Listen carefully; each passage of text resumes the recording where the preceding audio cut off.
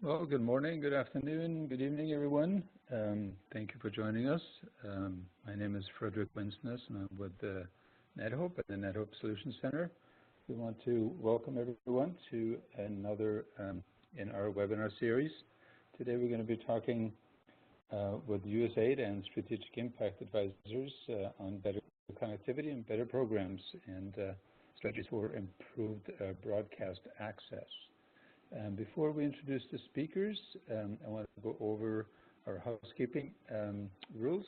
As usual, we are recording this session, so please be aware of that. We want to keep this as interactive as possible, so please open the chat window and line up your questions there.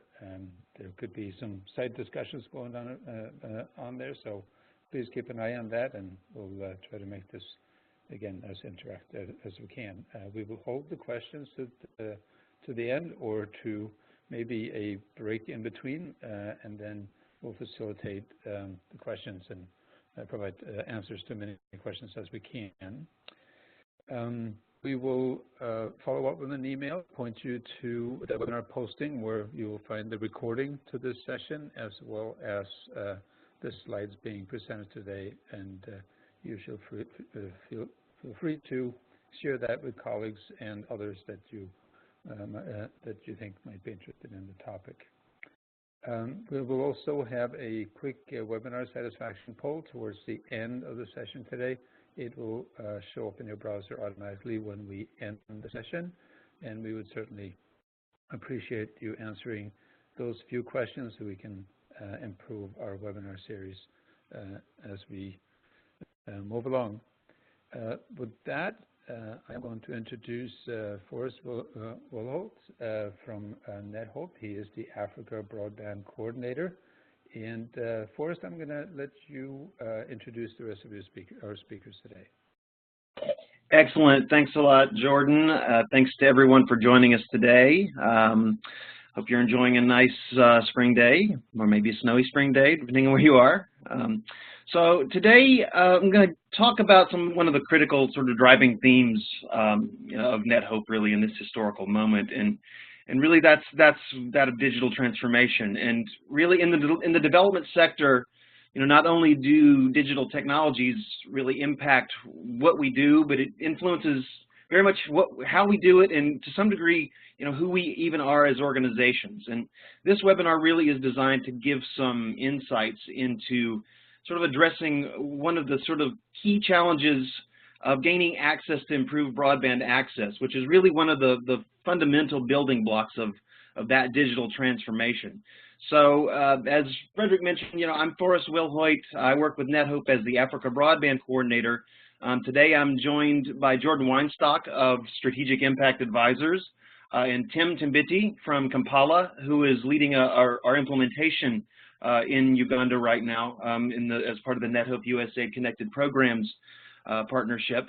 We'll start out with it's sort of an act in a play in two acts. We'll start out with Jordan, who's recently published what we call a how-to guide. That's really designed to set forth a strategic framework to leverage the concept of demand aggregation, which he will unpack here in the next few minutes. After Jordan speaks, then I will be joined by Tim, and we will talk about that implementation and how it's playing out on the ground in real time. As you'll see, the two elements have emerged sort of and evolved in tandem. The development of the how-to guide has really influenced the implementation of the strategy and vice versa. And in that sense, I think they really represent a living process that we think can form the basis of a new approach to overcoming connectivity challenge in Uganda and beyond, really. So with that, I will turn it over to Jordan to walk us through the guide. Jordan? I think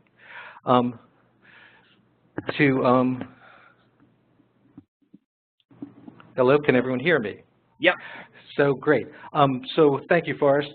I think just to amplify what Forrest said, the how-to guide is going to describe a process how demand aggregation can be used to influence how USAID and implementing partners procure broadband technologies, and the guide is being tested in Uganda, so we can see how the strategies the guide outlines are actually put into practice. So typically what you find in working with USAID projects and other development projects is that while there's lots of material on the advantages of using digital technologies, sometimes the realities bump up against some of the good intentions. And so you'll see that there are instances where the service is unavailable in your geography, or the service is available but unreliable, or data speeds are low, or they're available but very expensive. And what that causes you to do as an implementing partner is you have to either not use the digital techniques that you'd hope to, or you have to adopt your processes to adjust to the intermittent connectivity, or in some cases you have to spend significant portions of your budget on obtaining the connectivity, and that takes away from delivering your program elements. And so to help address this connectivity issue, the demand aggregation guide was developed. It is designed for USAID staff, but I think also designed for the implementing partners that are going to be working with USAID, and collectively it is organized so that you can aggregate your demand, present a value proposition to service providers that really, I think, provides the full value and the full revenue potential of the usage of USAID's implementing partners. And so when you think of demand aggregation, you have to think, well, what is broadband really like? And so when Forrest and I did this presentation live a couple of weeks ago, we asked the question to the audience, what is broadband like? And we got a range of answers. It's like a pipe. Someone said it's like cheese. We kind of ignored those people. But to me, what broadband is laundry detergent. And the reason it's like laundry detergent is that, as you see in the slide, the stuff inside the bottle is the same in all the bottles. It is the same laundry detergent. But depending on how you buy it, the cost of the laundry detergent varies greatly. And so if you're buying a big box of Tide, the price per ounce is only 11 cents. And in this slide, the big bottle represents all of USAID programming in a specific country or specific geography. In the next case, it's a medium-sized bottle of Tide, and that represents, let's say, all of Mercy Corps' programs in a particular country. Or further to the right, it could be just a specific Mercy Corps project. And so if you look, the price per ounce varies from 11 cents if you buy in bulk to 23 cents per ounce if you buy individually. And it also matters where you buy it. If you buy the big thing of Tide at Target, it's going to be cheaper than you buy it at the Exxon Tiger Mart convenience store. And so that concept that if we can buy in bulk, if we can demonstrate that we're big users, will impact the cost that we're paying for telecommunications and broadband technology, was what was really behind the broadband, the demand connectivity guide. And so the how-to guide recommends 6 primary activities, as you can see here. The first activity is to segment the demand and kind of group it according to what the different elements need. Do they need an office environment of connectivity? Are they trying to connect field workers? So depending on the type, you want to aggregate things a little differently because the services offered by the service provider may vary. The next step, and probably a crucial step, is the capturing the requirements and socializing the program. For this to work, USAID and the implementing partners must work together. They must be willing to undergo some research and then some data analysis and some sharing of information that, while not sensitive, may not be part of their normal course of activity. The next step looks at analyzing and quantifying the requirements and consolidating the requirements, all with a thought of presenting a complete package to your service provider. Another important step is to understand the landscape. You need to know who is offering services, what's available, what the quality and quantity of the service available, and what's the prevalent price points prior to your presenting an aggregation package to the service provider. The next piece of the how-to guide looks at actually developing either a slide presentation or other presentation for the service provider that will present this aggregated demand and this consolidated value proposition for them to then start to negotiations of a better package of services. And then the final step is to look at some of the techniques and tools that can be used in terms of contract development that will help you, again, better deal from the service provider. And the point behind the guide and the demand aggregation activity is twofold. The first, as we've emphasized here, is to try and get a better price that better represents the spend on telecommunications and broadband technology being done by USAID's implementing partners. And the other piece is that by showing a consolidated demand picture, the implementing partners collectively may encourage service providers to invest in geographies where they may not be providing either any service or adequate service. And so we're using the guide to help convince service providers that there is a business case for investing in a tower, for investing in a microwave link, for investing in other support infrastructure that could bring broadband services to a geography sooner than they otherwise would. And so some tools that the how-to guide talks about is organizing workshops. This is a newish concept, and so the implementing partners need to understand it, understand how they'll be working together, and understand the benefits. And so an introductory workshop is important. At that workshop, you would highlight what are the elements we're looking for. And initially, and these elements are also captured in a survey that is part of the guide and that is also being used in Uganda, is what is the location of your facilities or your beneficiaries or your field staff? What are the requirements, the size of your organization, your current monthly spend, and what are your plans for growth? So in other words, what would be your plans for future services? And just an important point to highlight, although this is designed for USAID implementing partners, it in no way needs to be limited. And so the guide talks about geographic concentration. And so if there are World Bank programs or DFID programs, along with USAID programs in a particular geography, all of the tools and techniques described in the guide applies. And the final step, I think, on this slide that's important is socializing findings. This gets better the more the implementing partners interact, the more USAID staff can consolidate information.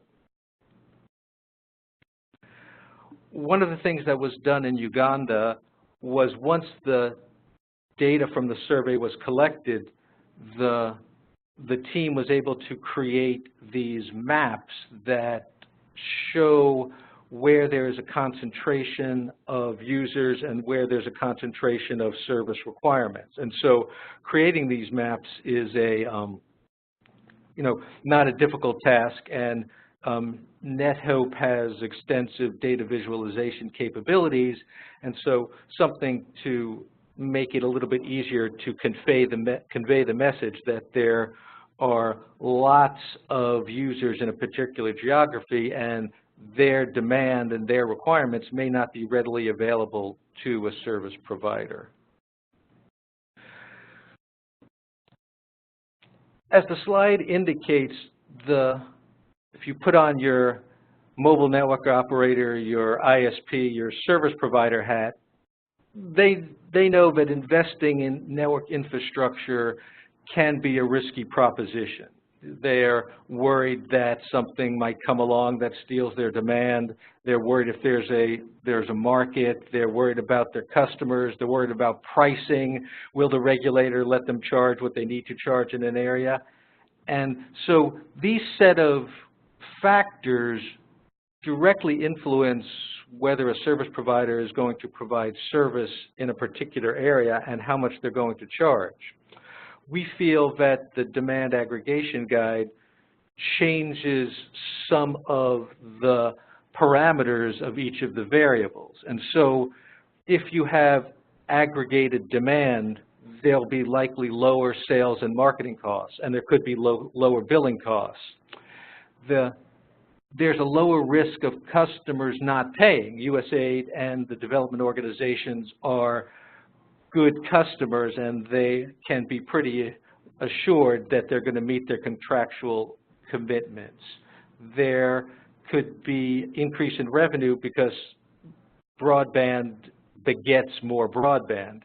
And finally, by looking at the aggregated demand, there may be increased spillover, sales of other services. There may be sales of different services as well as to different customers. And so collectively, the aggregation of demand, we think, not only could offer implementing partners lower prices, but could also change the paradigm of when and where a service provider invests. The how-to guide is primarily designed to improve the connectivity for implementing partners' office facilities. And so that is the core set of demand that we're trying to capture.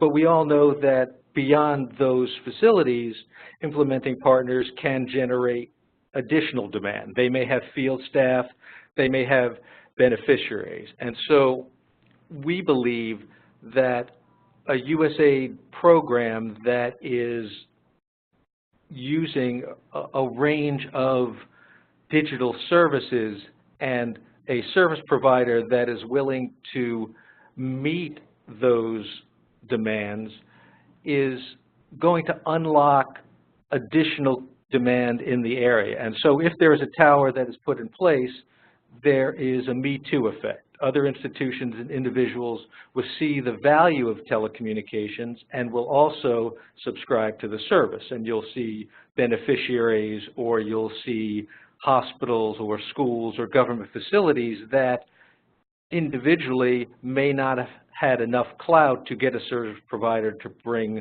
service to an area, but collectively the demand is compelling and the services would improve.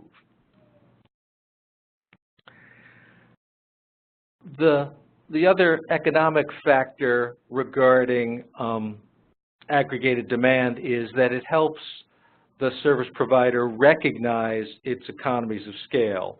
And so this chart gives a notional depiction of what it takes to put in a cell tower. The revenue per subscriber is generally flat, but the cost per subscriber decreases dramatically as the number of subscribers increase, and there is a break-even point after which the service provider is going to be willing to invest in the infrastructure and bring service to an area.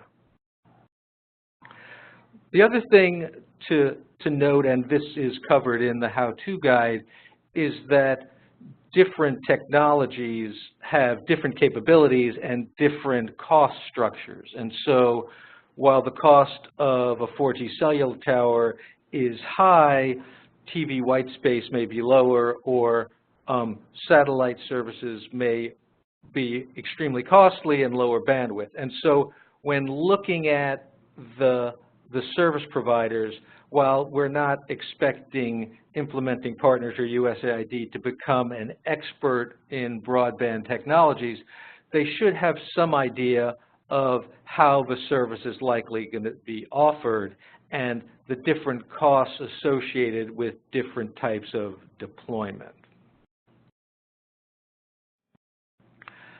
The other factor that the how-to guide highlights and tries to capture as part of an overall value proposition is that the USAID program and the USAID implementing partners who support those programs is a stable customer base with several advantages.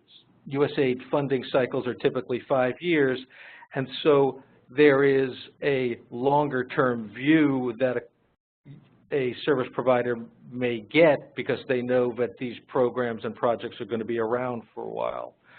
The other factor is that higher speeds and are more in line with a business customer segment. In other words, a USAID program customer is much more like a business, more like a bank, more like a large retail establishment, and so their demand is going to be higher, and they are going to be willing to pay for a better quality of service. And so this centralized market can cause service providers to develop contracts, can develop services that are specifically designed for the development community. And we've seen this in several markets where service providers, after a little bit of prodding, really have begun to understand the development customer and understand their spend, understand their needs, and understand how they are able to buy broadband technologies. And so there has been a better alignment of the services offered to the needs of the community. The other concept that the demand aggregation guide talks about is lifetime customer value. The implementing partner as a customer falls much further to the right on the bell curve than to the left. And so they are going to have higher average revenue per user. They're going to have longer length of service. They're going to have lower acquisition costs, and they're going to have reduced churn. And so because of these factors and presenting this information in a way that service providers understand, the implementing partners collectively can, we feel, negotiate a better deal with the service providers. The how-to guide makes it easier for you to quantify this information, and so there is a associated financial model. It's fairly simple, and using the information from the survey results along with some benchmark data provided, it would also enable the users of the guide to create their own spreadsheet that would have the actual revenues that they feel would be generated for a service provider in a particular area. And so to close, we think that presenting a strong value proposition to service providers through an aggregation of demand is a good way for implementing partners to both reduce the cost of service, get better service, and in some cases even have service be implemented in a geography that it did not exist. And so for all of the factors that we've talked about, that the development community has consistent requirements, they're low risk, they have reduced customer acquisition costs because you're packaging the demand and giving it to the service provider, higher average revenue, long-term commitments, ability to prepaid service, and a trusted partner, we feel that applying these techniques are going to improve the implementing partner's ability to procure broadband and telecommunication services, and by extension, begin to use all of the digital tools that are available to them, and that can have the impact on scalability and on sustainability that are part of USAID's mandate. Thanks a lot for your attention, and I'll turn it back to Forrest. All right, great. Thanks a lot, Jordan. And as you see on the screen now, here's the link, a live link to the actual report that Jordan put together. So feel free to download that, review it. Do I hear Frederick clearing his throat? I was just, there's been a lot of questions that come in as Jordan was talking, so maybe we can take one or two questions before we proceed. Sure. Would that be okay with you first? Sounds great, yeah. Yeah, so one of the questions that came in was how do you contemplate use of NGOs that are not recipients of USAID money in this model? So I think that while USAID and the USAID implementing partners might be the catalyst for demand aggregation, there's no such thing as bad demand. And so I think that as part of an initial workshop, it would be totally appropriate for other programs that are in particular geographies that are adjacent to some of the more important USAID programs to participate, and that USAID should directly reach out to the other donor programs to make them part of this. Because in most cases, this is going to be a geography-based play, particularly if you're trying to get new services into an area.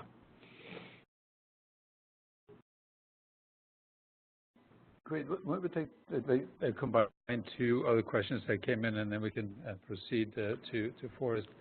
One question was, what are the typical percentage savings that can be obtained via demand aggregation? And is price the only goal, or might the level of service also be improved? We think, and Forrest, you can correct me, but in some of the studies we've looked at, that buying in bulk could yield between a 25 to 30% savings.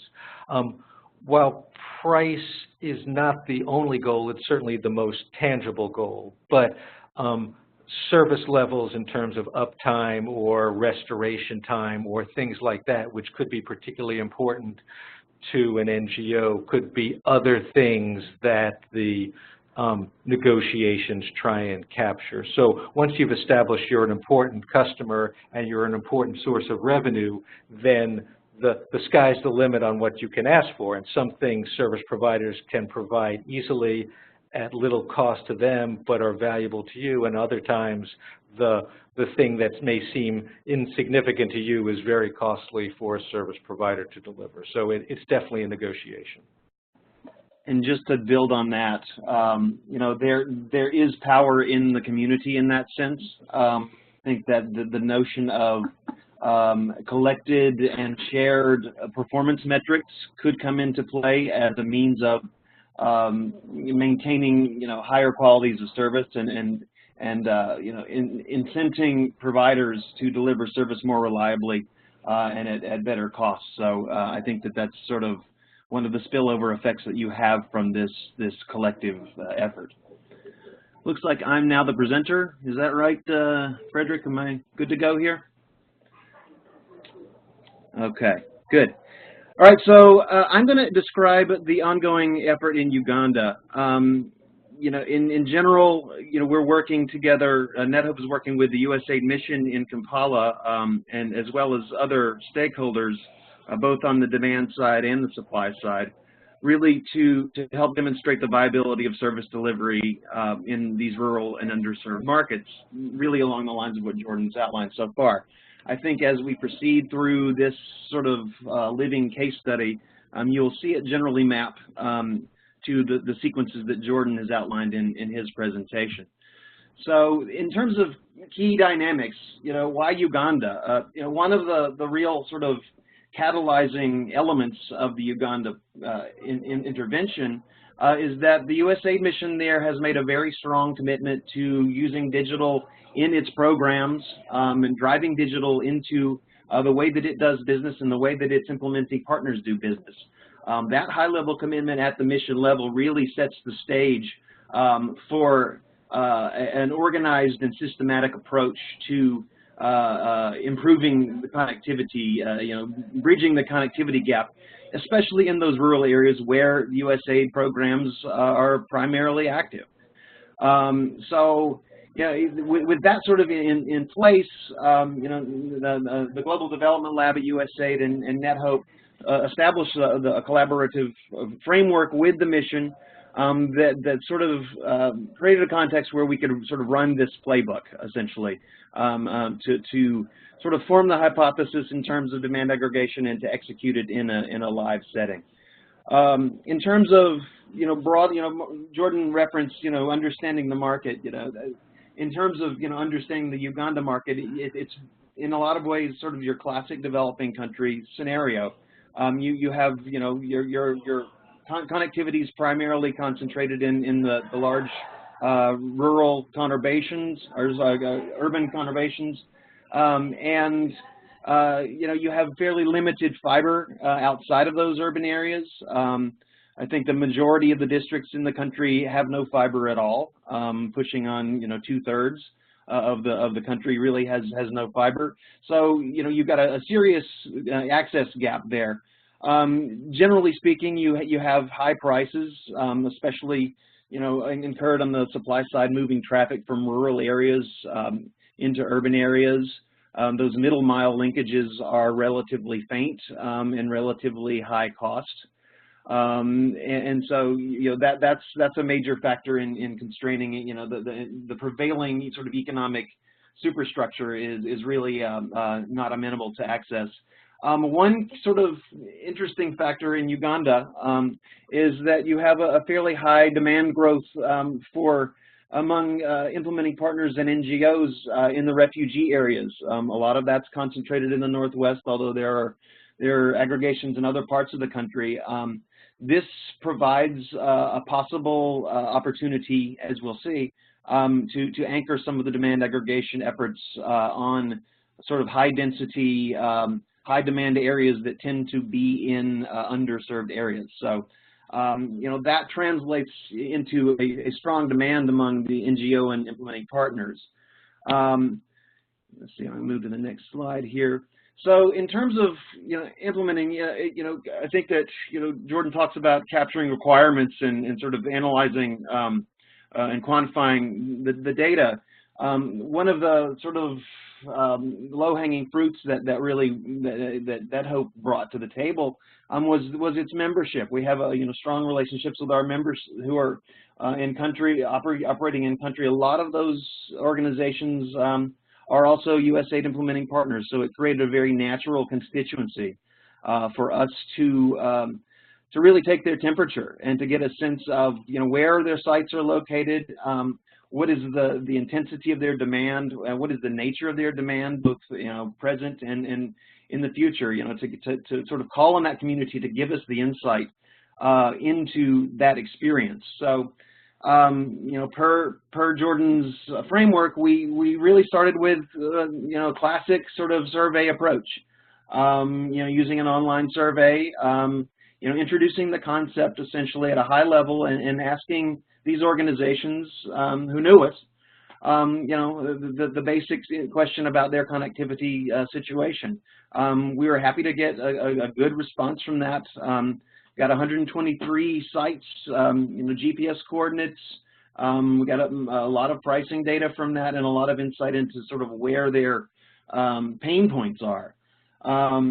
This NetHope community / USAID implementing partner community sort of formed the basis of some initial findings. We've been supplementing that over time the last several months, adding additional USAID implementing partners that are not necessarily NetHope members, as well as, to sort of speak to one of the prior questions, we've reached out to other organizations, other NGOs that don't happen to fall within those two constituencies, along the principle that there is no such thing as bad demand. So, using a relatively known and finite community to sort of build the case and to build a deeper and broader insight.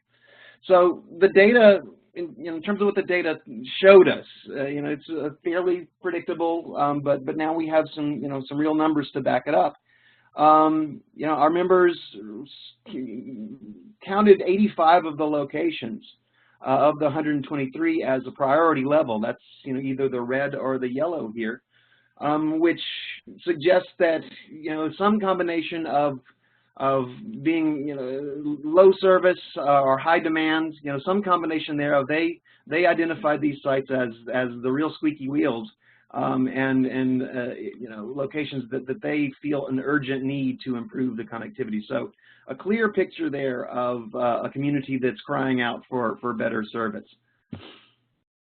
In terms of their geographical dispersion, this gives a sense of, as Jordan mentioned, we're able to plot these locations on various map resources to get that initial sense of where they're located and where geographic clustering effects can possibly be leveraged in service of the demand aggregation concept. And as you can see pretty clearly from this map, and that there's high concentration up in that northwest region.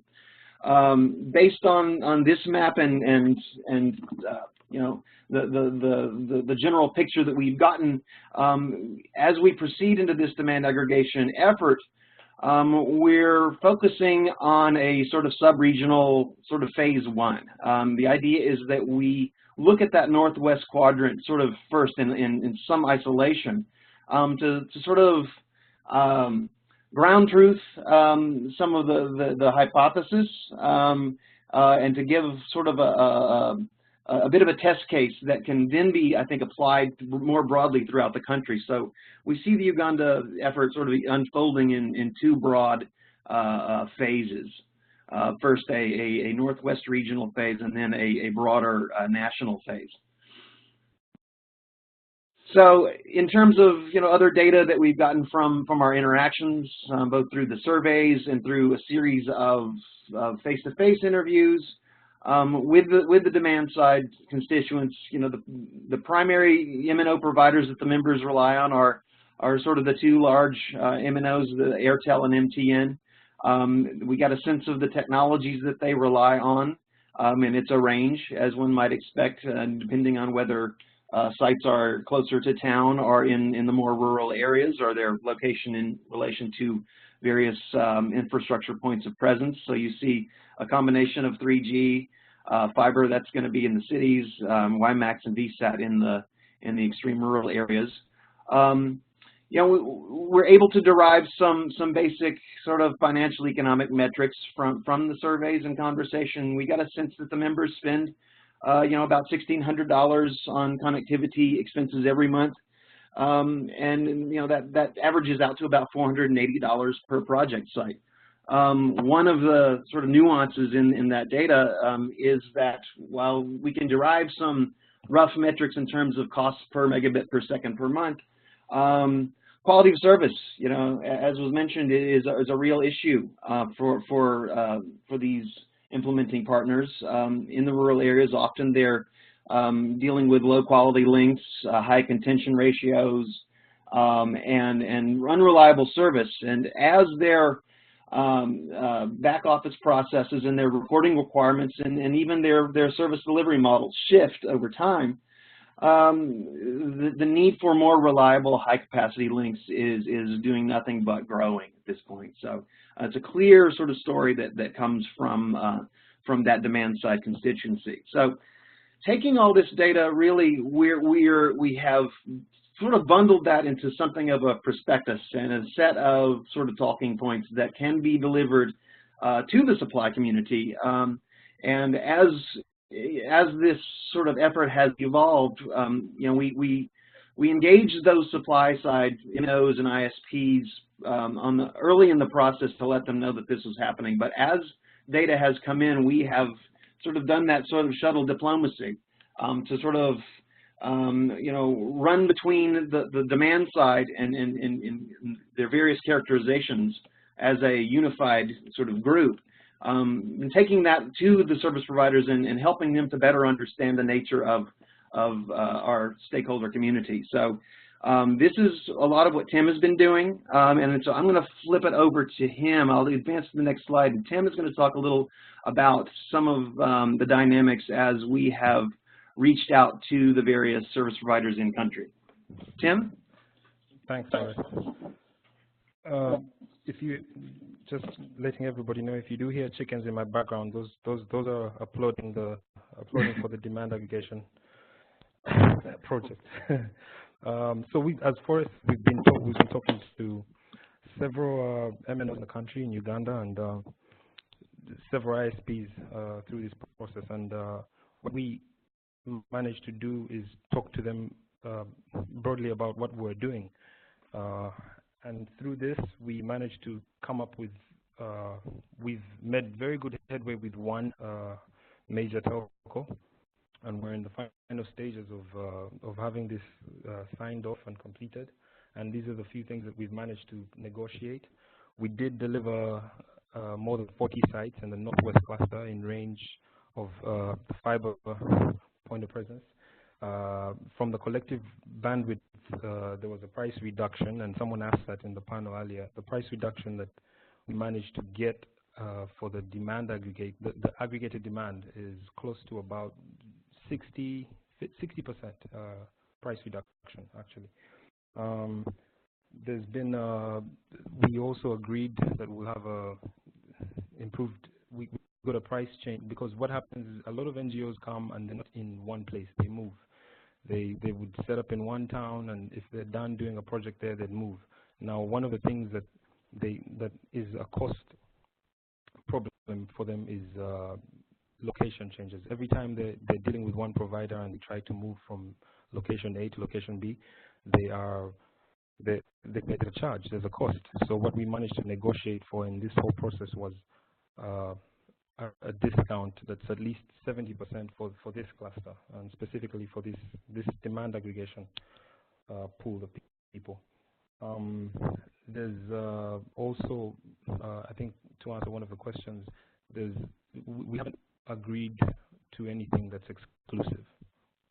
Many of the NGOs can walk out of the contract if the MNO doesn't meet their KPIs, if they don't deliver according to what they're saying.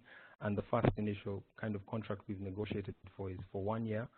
At the end of this 1 year, they'd be able to review everything based on market dynamics, and that, of course, involves price. I'll move on to the next slide now. There's, oh, I think I've gone to the last one. So the key takeaways we've gotten from the Uganda process, I think Forrest mentioned this earlier. Groundwork is pretty critical to building some trust and momentum. We had to go to each of these MNOs and explain, to each of the NGOs and explain what the demand aggregation process was, what we're planning to achieve, how it would benefit them, so that they can get on board, because a lot of the information that we had to gather was actually what we would use to have engagements with the telco operators.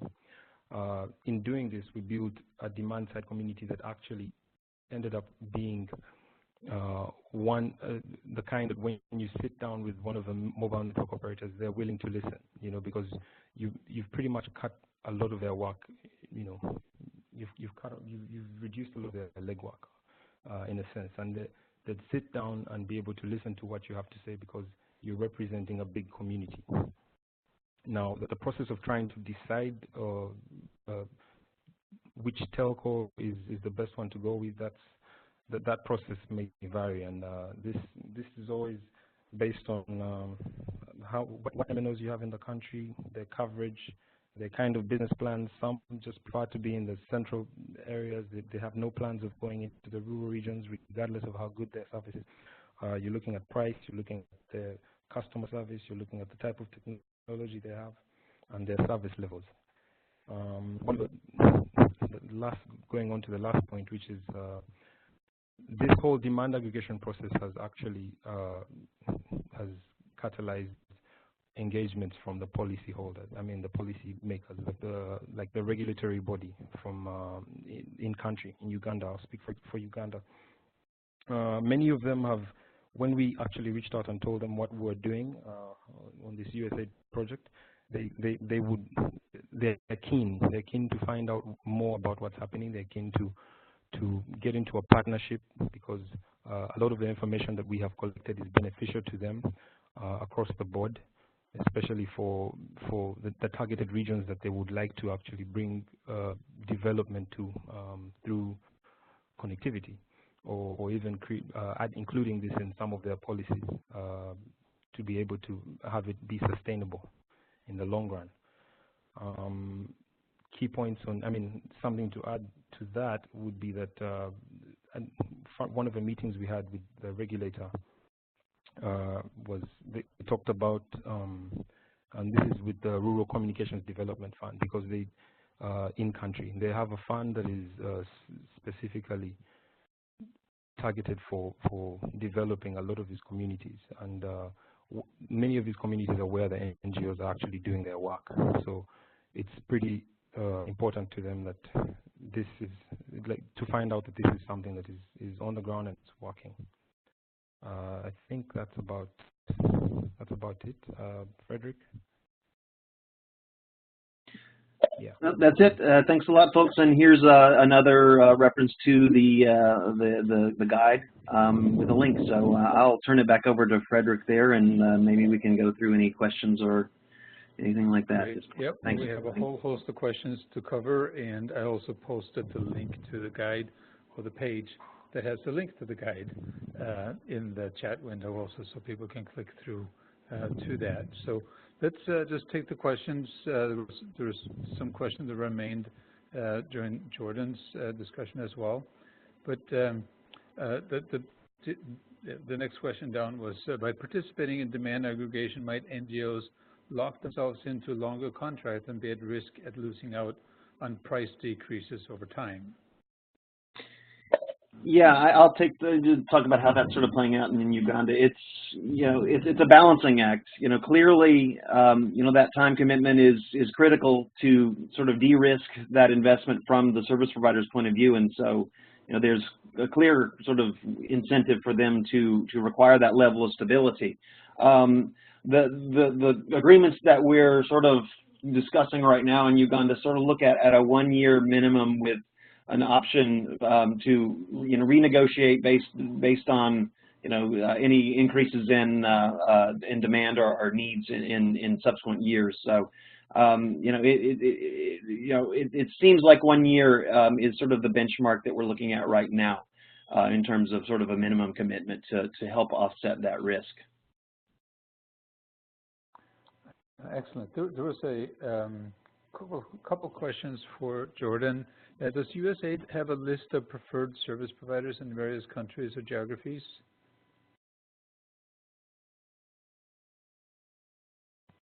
Let's see if Jordan is on mute. Yeah. Go ahead, Jordan. Yes, can you hear me? Yes.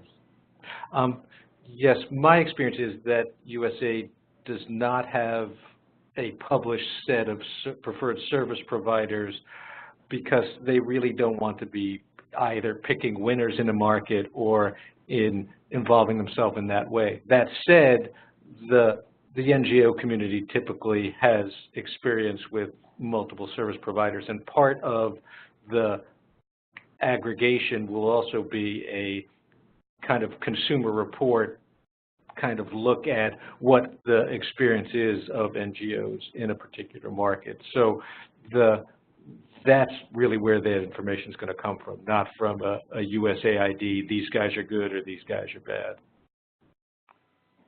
Maybe pulling back a little bit from that, there was another related question. If you have a list of countries or cities or communities where USAID internet broadband programs are available. You know, I'm not aware of one, to be honest with you. Yes, I think that there is some aggregation of where USAID programs are employing digital technologies, but the overall where such programs are available, I don't think exists. Again, No, it's just, go ahead, Forrest.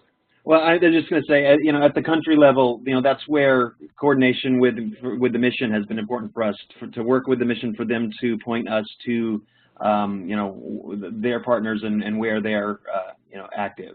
That relationship is key for sort of filling that information gap. I mean, one of the things that is in the demand aggregation guide is sources of information, and in some markets, I couldn't speak for Uganda, but the regulator will have good information on who are the service providers. They may even have some ratings or consumer complaints of the service providers, and we'll have, because they require, maps of coverage and maps of availability and other metrics on service provider performance. So that would be a better source of information than USAID. And so this is more of a methodology and an approach rather than an inventory of the service providers or geographies. There was a very tactical question that came in, like, how do you get an entry point to the service providers to start a discussion around demand aggregation? So typically, the service provider is going to either have a representative that is responsible for NGOs, or it may be a geographic organization, in which case there's a service provider representative in the particular area. One of the key things, and Forrest, I think, has some more experience with this, is once you do the aggregation, when do you go and present your findings to the service provider? Do you do it early on? Do you do it when you have the full picture? And so the technique, I believe, that was used in Uganda was the team hinted that this was coming and then prepared the ground for discussion with the service provider, and then when they had some sound data, they went on and actually presented the value proposition. So I guess the specific answer is it varies on where you go in, but typically the service provider wants to sell services, so it shouldn't be that difficult to find, and then you want to elevate where you have someone who's in the decision-making position to go away from the standard published tariff playbook.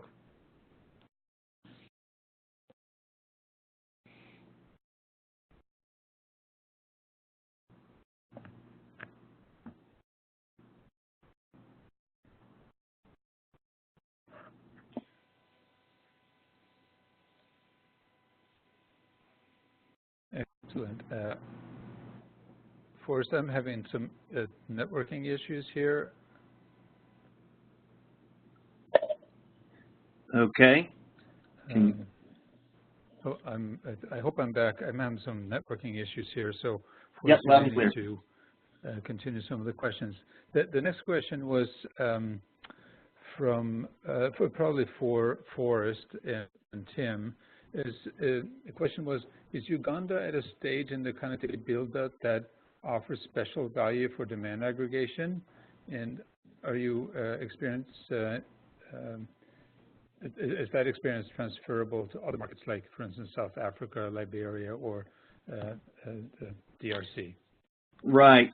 Well, I think that from a general perspective, and this is really the thrust of the how-to guide. The key notions, I think, are transferable. We're talking about the idea that a sort of almost a purchasing alliance, I heard it, or procurement alliance, it's been referred to in some of our discussions.